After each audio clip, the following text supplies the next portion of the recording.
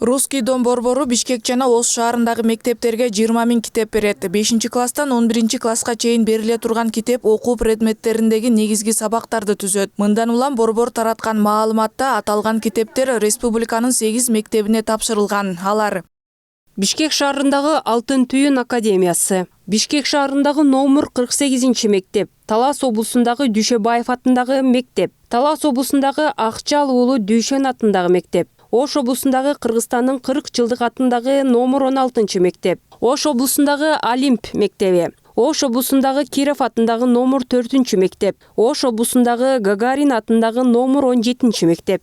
Аталган китептер билим берүү тармагында көп жылдан бери чечилбей келген китеп көйгөйүн чечеби деген суроону жаратат. Окуу куралдары системадагы китеп маселесин жеңилдетүү үчүн берилгени менен китептеги каталар окуучунун классына дал келбеген үй тапшырмалардын жазылганы көйгөйдү курчутуп келгени жашыруун эмес. Деген менен министрлик мектептерге жетишпеген китептерди өз ыктыяры менен сатып бергендерге чектөө жоктугун жана китептердин 30% жетишсиздиги бар экенин билдирет. 2023 жылга республикалык бюджетте 152 миллион сом каралган китептер үчүн. Бул жалпы билим берүү уюмдары үчүн каралган сумма. Бул каражаттын ичинен 2 миллион сому мамлекеттик тилди өнүктүрүү программасынын алкагында кесиптик окуу жайлар үчүн китептерди басып алууга бөлүнөт. 5 миллион сом Брайль арифи менен басыла турган көрүүсү начар балдар үчүн атайын китептерди басып чыгарууга жумшалат. Калган 145 миллион сому кадимки окуучулар үчүн жаңы китептерди басып чыгарууга багытталат. Буга мектепке жетишпеген окуу китептерин сатып берүү үчүн министрлик уюмдарга же ата-энелерге кайрылбай, ар ким өз каалоосу менен китеп сатып берсе болорун кошумчалады. Адистердин айтымында мектептеги китеп көйгөйүн чечүүдө санарип багытка өтүү натыйжалуу. Ошол эле учурда балдарды сабак окууга кызыктырган китептерди басып чыгарууда маанилүү дешет. Азыркы учурда деген бизден степ бай степ кадам менен кетишибиз керек да. Бул нерсеге биз азыр ааламдаштуу доорунда биз башка өлкөлөр менен биргеликте агым менен кетишибиз керек. Артта калып калбашыбыз керек да.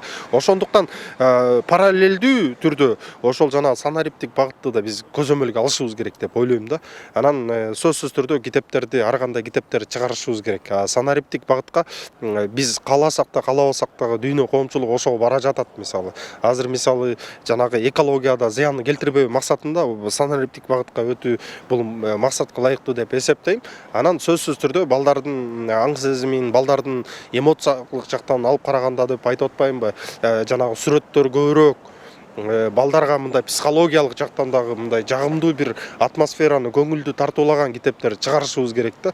Анан китеп маселесинде сөзсүз түрдө бюджет дагы мындай кенен каралыш керек деп ойлойм да. Ал эми мурдагы билим берүү министри Каныбек Осмоналиев башка өлкөлөр өздөрүнүн идеологиясын бизге жайылтуу максатында китеп берүү аркылуу мейкиндикти ээлеп жатканын айтат. Бул учурда балдарга китеп жетпей, кыргыздын каада салты менен кошо этнопедагогикасы аксап, балдар башка идеологияга сугарылып, көз караштары өзгөрүп жатканын белгилейт.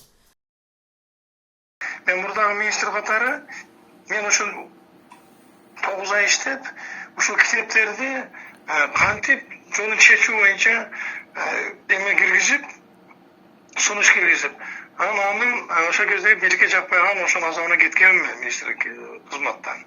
Анткени бул маселенин чечүүнүн бир гана жолу бар. Мунун баардыгын мамлекет өзүнүн колуна алыш керек.